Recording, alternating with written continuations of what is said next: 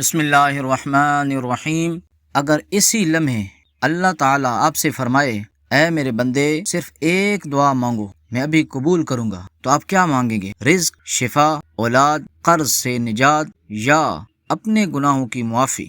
لیکن ایک سوال شاید اس سے بھی زیادہ اہم ہے۔ اگر اللہ تعالیٰ نے قرآن پاک میں خود فرمایا ہے کہ مجھ سے دعا کرو میں قبول کروں گا، تو پھر لاکھوں مسلمان سالوں سے دعائیں مانگ رہے ہیں مگر ان کی دعائیں قبول ہوتی نظر کیوں نہیں آتی؟ کیا اللہ تعالیٰ ہماری دعا نہیں سنتا، یا ہم دعا مانگنے میں کوئی ایسی غلطی کر رہے ہیں جس کا ہمیں احساس ہی نہیں؟ آج کی ویڈیو میں ہم صرف یہ نہیں جانیں گے کہ دعا کیوں قبول نہیں ہوتی، بلکہ ہم قرآن، صحیح احادیث اور انبیاء کرام علیہم الصلاۃ والسلام کی زندگیوں سے وہ راز جانیں گے جس کے بعد شاید آپ کی دعا مانگنے کا انداز ہمیشہ کے لیے بدل جائے۔ لیکن آخر تک ضرور دیکھیے، کیونکہ آخر میں آپ کو ایک ایسا عملی نسخہ بتاؤں گا جسے اختیار کرنے کے بعد ہزاروں لوگوں کی زندگیوں میں امید کی نئی روشنی پیدا ہوئی۔ میرے محترم معزز سامعین کرام، اسلامی بھائیوں اور بہنوں، ہم سب کی زندگی میں کوئی نہ کوئی ایسی دعا ضرور ہوتی ہے جسے ہم برسوں سے مانگ رہے ہوتے ہیں۔ کوئی اولاد کے لیے رو رہا ہے، کوئی اپنی بیماری کے لیے رو رہا ہے، کوئی قرض کے بوجھ تلے دبا ہوا ہے، کوئی بے روزگاری سے پریشان ہے، اور کوئی صرف ایک سجدے میں یہ دعا مانگتا ہے، یا اللہ میرے گناہوں کو معاف فرما دے۔ لیکن جب مہینے گزر جاتے ہیں، سال گزر جاتے ہیں اور کوئی ظاہری حالات نہیں بدلتے، تو شیطان آہستہ سے دل میں وسوسہ ڈالتا ہے، شاید تمہاری دعا قبول نہیں ہوگی۔ یہی وہ لمحہ ہوتا ہے جہاں بہت سے لوگ امید چھوڑ دیتے ہیں، لیکن قرآن پاک ہمیں امید سکھاتا ہے۔ اللہ تعالیٰ قرآن کریم میں فرماتا ہے، سورہ البقرہ آیت نمبر 186، اور جب میرے بندے آپ سے میرے بارے میں پوچھیں تو کہہ دیجئے میں بہت قریب ہوں، جب کوئی مجھے پکارتا ہے میں اس کی دعا قبول کرتا ہوں۔ ذرا غور کیجئے، اللہ تعالیٰ نے یہ نہیں فرمایا میں کبھی قریب ہوتا ہوں، بلکہ فرمایا میں قریب ہوں۔ یعنی مسئلہ اللہ کے قریب ہونے کا نہیں، کبھی کبھی مسئلہ ہمارے دل کے قریب نہ ہونے کا ہوتا ہے۔ لیکن اب ایک ایسا سوال جس نے صدیوں سے لوگوں کو سوچنے پر مجبور کیا ہے، اگر اللہ تعالیٰ قریب ہے اور دعا بھی سنتا ہے، تو پھر حضرت زکریا علیہ السلام کی دعا کئی سالوں بعد کیوں قبول ہوئی؟ حضرت ابو ایوب علیہ السلام کو بیماری میں اتنا طویل کیوں وقت گزارنا پڑا؟ اور حضرت یونس علیہ السلام کی دعا مچھلی کے پیٹ میں فوراً کیوں قبول ہوئی؟ کیا ان تینوں میں کوئی مشترک راز تھا، یا اللہ تعالی ہمیں ان واقعات کے ذریعے دعا کا کوئی عظیم اصول سکھانا چاہتے تھے؟ اسی راز سے اب پردہ اٹھے گا۔ میرے عزیزوں، میرے دوستوں، آج دنیا میں کروڑوں مسلمان روزانہ دعا مانگتے ہیں، کوئی رزق کے لیے، کوئی شفا کے لیے، کوئی اولاد کے لیے، اور کوئی صرف اس امید پر ہاتھ اٹھاتا ہے کہ یا اللہ ایک بار میری سن لے۔ لیکن ایک سوال آج بھی بہت سے دلوں کو بے چین کرتا ہے، اگر اللہ تعالیٰ ہر دعا سنتا ہے تو پھر بعض دعائیں فوراً قبول کیوں ہو جاتی ہیں اور بعد میں برسوں لگ جاتے ہیں؟ کیا یہ اللہ کی ناراضگی ہے یا اس کے پیچھے کوئی حکمت ہے جسے ہم سمجھ نہیں پاتے؟ اس سوال کا جواب قرآن ہمیں ایک ایسے نبی کی زندگی سے دیتا ہے جن کی عمر ڈھل چکی تھی، جسم کمزور ہو چکا تھا، ظاہری اسباب تقریباً ختم ہو چکے تھے۔ وہ تھے حضرت زکریا علیہ السلام۔ ذرا تصور کیجئے، رات کی خاموشی، کوئی شور نہیں، کوئی انسان نہیں، صرف ایک نبی، اور وہ بھی ضعیف العمر، اپنے رب کے سامنے کھڑا ہے۔ نہ کوئی شکایت ہے، نہ کوئی مایوسی ہے، صرف امید اور عاجزی۔ قرآن کریم ان کی دعا کو یوں بیان کرتے ہیں، رب انی وہن العظم منی واشتعل الرأس شیئا ولم اکن بدعائک رب شقیا۔ اے میرے رب، میری ہڈیاں کمزور ہو چکی ہیں، سر بڑھاپے سے سفید ہو گیا ہے، لیکن اے میرے رب میں تجھ سے دعا مانگ کر کبھی محروم نہیں رہا۔ سورہ مریم آیت نمبر 4 ہے۔ ذرا ان الفاظ پر غور کیجئے، انہوں نے یہ نہیں کہا یا اللہ اب تو میری عمر گزر گئی، اب کیا فائدہ، بلکہ کہا میں کبھی تجھ سے دعا مانگ کر محروم نہیں ہوا۔ یہ ہے یقین، اور شاید یہی وہ مقام ہے جہاں ہم میں سے اکثر لوگ ہار جاتے ہیں۔ ہم چند دن دعا کرتے ہیں، چند ہفتے انتظار کرتے ہیں، اور پھر کہہ دیتے ہیں شاید میری قسمت میں یہی لکھا ہے۔ لیکن رسول اللہ صلی اللہ علیہ وسلم نے ہمیں اس غلطی سے منع فرمایا۔ آپ علیہ الصلوۃ والسلام نے فرمایا، صحیح بخاری اور مسلم شریف میں ہے، تم میں سے ہر ایک کی دعا قبول کی جاتی ہے جب تک وہ جلد بازی نہ کرے اور یہ نہ کہے میں نے دعا کی مگر قبول نہیں ہوئی۔ ذرا سوچئے، ہمیں دعا مانگے 1 مہینہ ہوا، 2 مہینے ہوئے، 1 سال ہوا، اور ہم سمجھ بیٹھتے ہیں کہ اللہ نے ہماری دعا رد کر دی ہے۔ حالانکہ اللہ تعالیٰ نے رد نہیں کی، بلکہ شاید اسے بہترین وقت کے لیے محفوظ کر لیا ہو۔ فرض کریں 5 سال کا ایک بچہ ہے، اپنے والد سے کہے ابو مجھے اپنی گاڑی چلانی ہے، کیا ایک سمجھدار باپ اسے گاڑی کی چابی دے دے گا؟ ہرگز نہیں۔ کیوں؟ کیونکہ وہ جانتا ہے کہ یہ چیز ابھی اس بچے کے حق میں نقصان دہ ہے۔ بلکہ اسی طرح کبھی ہم ایسی چیز مانگ رہے ہوتے ہیں جس کا وقت ابھی نہیں آیا، اور ہمارا رب جو ہم سے 70 ماؤں سے زیادہ محبت کرتا ہے، وہ بہتر جانتا ہے کہ ہمیں کیا دینا ہے اور کب دینا ہے۔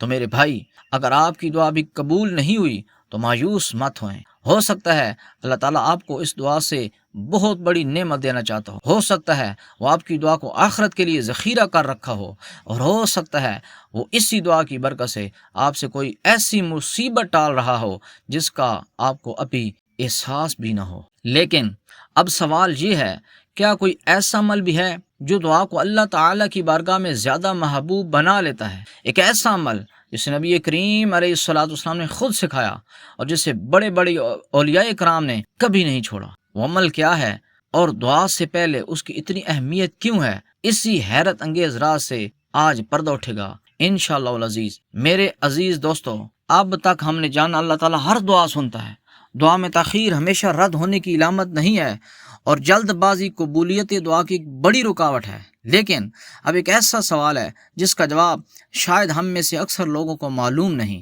کیا دعا مانگنے کا بھی کوئی ادب ہے، کوئی آداب ہیں؟ کیا دعا صرف ہاتھ اٹھانے کا نام ہے، یا اس کے بھی کچھ دروازے ہیں جن سے گزر کر دعا عرش الہی تک پہنچتی ہے؟ آئیے ہم اپنے آقا جان صلی اللہ علیہ وآلہ وسلم کی مجلس میں چلتے ہیں۔ ایک دن رسول اللہ صلی اللہ علیہ وسلم مسجد میں تشریف فرما تھے۔ ایک شخص آیا، اس نے نماز پڑھی اور فوراً ہاتھ اٹھا کر دعا مانگنے لگا۔ اس نے نہ اللہ تعالیٰ کی حمد و ثنا بیان کی اور نہ رسول اللہ صلی اللہ علیہ وسلم پر درود پاک بھیجا۔ آپ علیہ السلام نے اسے دیکھا اور فرمایا اس شخص نے جلدی کی ہے۔ پھر آپ علیہ السلام نے فرمایا جب تم میں سے کوئی دعا کرے تو پہلے اللہ تعالیٰ کی حمد و ثنا بیان کرے، پھر مجھ پر درود پاک بھیجے، پھر اپنی دعا مانگے۔ ذرا غور کیجئے، ہم میں سے کتنے لوگ ہیں دعا شروع کرتے ہی کہتے ہیں یا اللہ میرا یہ کام کر دے، وہ مسئلہ حل کر دے، لیکن ہم نے کبھی اپنے رب کی تعریف کی؟ کیا ہم نے اپنے محبوب صلی اللہ علیہ وآلہ وسلم پر درود پاک بھیجا ہے؟ سوچئے، اگر آپ کسی عظیم بادشاہ کے دربار میں جائیں اور سلام کیے بغیر، تعریف کیے بغیر سیدھا اپنی ضرورت بتانا شروع کر دیں تو کیا یہ ادب ہوگا؟ ہرگز نہیں ہوگا۔ پھر رب العالمین جو بادشاہوں کا بادشاہ ہے، جو شہنشاہوں کا شہنشاہ ہے، اس کی بارگاہ میں ادب کی کتنی اہمیت ہو۔ بزرگان دین فرمایا کرتے تھے دعا ایک پردے کی مانند ہے اور درود شریف اس کے پر ہیں۔ اگرچہ یہ حدیث نہیں، لیکن اس میں ایک گہرا روحانی مفہوم ہے۔ اس لیے بہت سے علماء کرام نے لکھا ہے کہ دعا کی ابتدا اور اختتام درود شریف سے کرنا قبولیت کے اسباب میں سے ہے۔ کیونکہ اللہ تعالیٰ اپنے محبوب صلی اللہ علیہ وسلم پر بھیجا گیا درود قبول فرماتا ہے، اور بندہ امید رکھتا ہے کہ اللہ تعالیٰ اپنی رحمت سے درود کے ساتھ اس کی دعا کو بھی قبول فرما لے گا۔ لیکن ابھی سب سے بڑی رکاوٹ باقی ہے، وہ رکاوٹ جس کی وجہ سے بعض اوقات انسان برسوں دعا کرتا رہتا ہے لیکن اس کی دعا آگے نہیں بڑھتی، آسمانوں تک نہیں جاتی، کیونکہ رسول اللہ صلی اللہ علیہ وسلم نے ایک ایسا منظر بیان فرمایا جو دل کو ہلا دیتا ہے۔ آپ علیہ السلام نے بڑا خوبصورت فرمایا، ایک شخص لمبا سفر کرتا ہے، اس کے بال بکھری ہوئی ہیں، جسم گرد و غبار سے اٹا ہوا ہے، وہ بار بار آسمان کی طرف ہاتھ اٹھا کر کہتا ہے یا رب یا رب۔ ظاہری طور پر قبولیت دعا کے لیے کئی آثار موجود ہیں، سفر، عاجزی بھی ہے، ہاتھ اٹھانا بھی ہے، لیکن پھر آپ صلی اللہ علیہ وسلم نے فرمایا اس کا کھانا حرام ہے، اس کا پینا حرام ہے، اس کا لباس حرام ہے، اس کی پرورش حرام سے ہوئی ہے، پھر اس کی دعا کیسے قبول ہو؟ میرے بھائیو، یہ حدیث صرف رزق کی نہیں بلکہ پوری زندگی کی اصلاح کی دعوت ہے۔ ہم تو دعا مانگتے ہیں، لیکن کیا ہمارا کاروبار حلال ہے؟ کیا ہم کسی کا حق تو نہیں کھا رہے؟ کیا ہماری زبان کسی کی عزت تو نہیں لوٹ رہی؟ کیا ہم والدین کو ناراض کر کے اللہ سے خوشیاں مانگ رہے ہیں؟ کیا ہم نماز چھوڑ کر دعا کی قبولیت چاہتے ہیں؟ یہ سوال ہمیں خود سے پوچھنے ہوں گے۔ لیکن اگر کسی انسان کی زندگی میں واقعی گناہ ہو، اگر وہ غلطیوں سے بھرا ہوا ہو، تو کیا اس کی دعا کبھی قبول نہیں ہوگی؟ یا اللہ تعالیٰ نے واپسی کا بھی کوئی راستہ رکھا ہے؟ اور رات کا وہ کون سا لمحہ ہے جب اللہ تعالیٰ خود اپنے بندے کو پکارتا ہے؟ یہ وہ راز ہے جس نے لاکھوں ٹوٹے دلوں کو امید دی ہے۔ تو میرے عزیزوں، میرے دوستو، اگر اس وقت آپ کے دل میں یہ خیال آ رہا ہے کہ میری زندگی تو بہت گناہوں سے بھری ہوئی ہے، میں نے تو بہت غلطیاں کی ہیں، شاید اب میری دعا قبول نہیں ہوگی، تو رکیے، کیونکہ یہی وہ جگہ ہے جہاں شیطان انسان سے اس کی سب سے بڑی دولت چھین لیتا ہے، اور وہ دولت ہے اللہ کی رحمت سے امید۔ قرآن کریم میں اللہ تعالیٰ ارشاد فرماتے ہیں، اے میرے وہ بندو جنہوں نے اپنی جانوں پر زیادتیاں کی ہیں، اللہ کی رحمت سے نا امید نہ ہو، بے شک اللہ تمام گناہوں کو بخش دیتا ہے۔ ذرا غور کیجئے، اللہ تعالیٰ یہ نہیں فرما رہا صرف نیک لوگ آئیں، بلکہ فرمایا جنہوں نے اپنی جانوں پر ظلم کیا، یعنی واپسی کا دروازہ ہے، آج بھی کھلا ہے، اور مرنے سے پہلے تک، آخری سانس تک یہ دروازہ کھلا ہے۔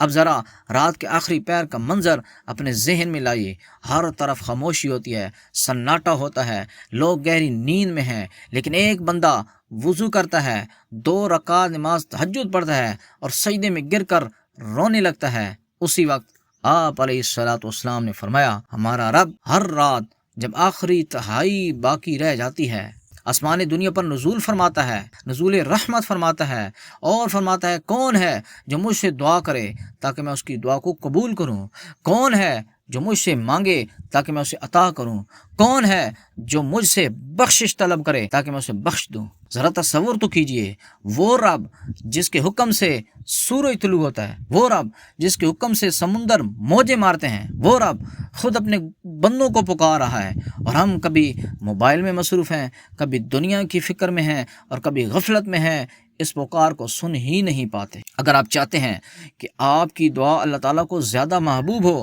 تو آج سے ایک معمول بنا لیجئے، جب بھی دعا کریں پہلے اللہ تعالیٰ کی حمد و ثنا بیان کریں، پھر آپ علیہ الصلوۃ والسلام پر درود پاک پڑھیں، پھر اپنی عاجزی دعا کے ساتھ، اپنی دعا عاجزی کے ساتھ مانگیں، اور آخر میں درود پاک پڑھنا مت بھولیں۔ درود پاک کو پڑھ کر دعا کو ختم کریں، ساتھ ہی اپنی روزی کو حلال رکھنے کی کوشش کریں، 5 وقت کی نماز کی پابندی کریں، والدین کے ساتھ حسن سلوک کریں، اور اگر کسی کا حق آپ کے ذمہ ہے تو اسے ادا کریں، کیونکہ دعا صرف زبان سے نہیں، زندگی سے بھی مانگی جاتی ہے۔